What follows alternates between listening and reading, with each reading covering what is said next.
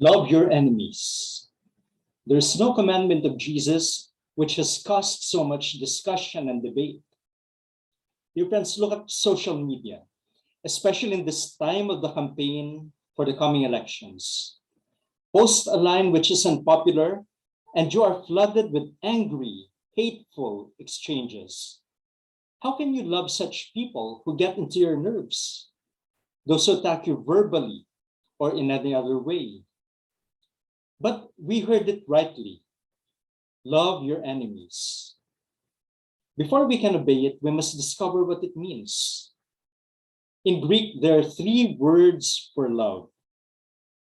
There is eros, which describes passionate love, the love of a man for a woman.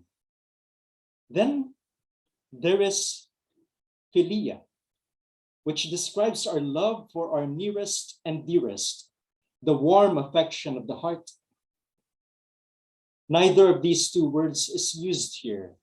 The word used in today's gospel, or in the gospel that you have just heard, is agape.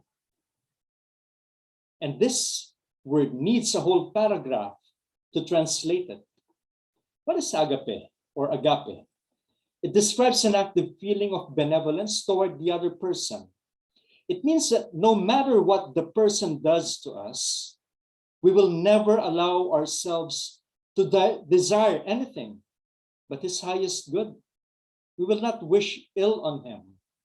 And we will deliberately and of set purpose go out of our way to be good and kind to that person.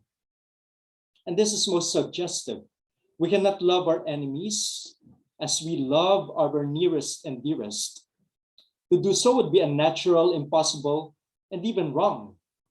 But we can see to it that no matter what a man does to us, even if he insults us, ill-treats and injures us, we will seek nothing but his highest good.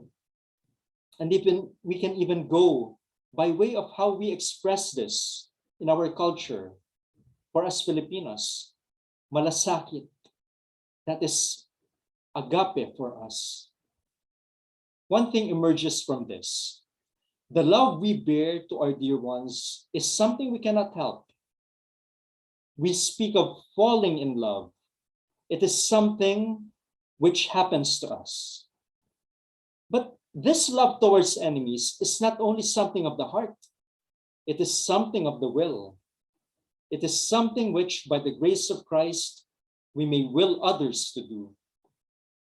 Now, what we have just read has in it a great fact about Christian ethics. The Christian ethic is positive. It does not consist in not doing, but in doing them.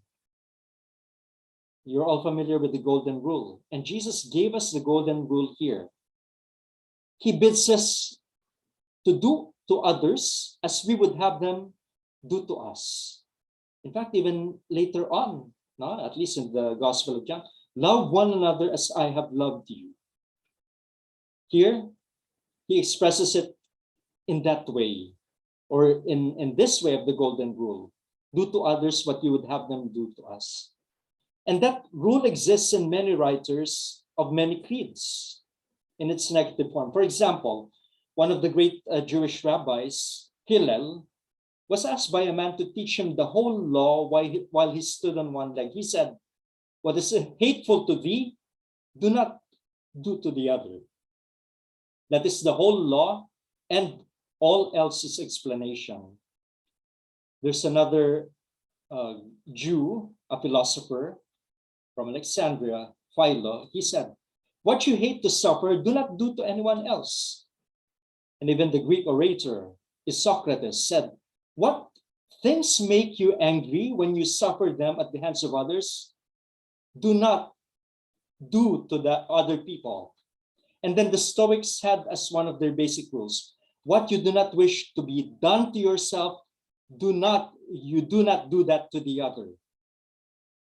When Confucius was asked, is there one word which may serve as a rule of practice for all of one's life? He answered, is not reciprocity such a word? What you do not want done to yourself, do not do to others.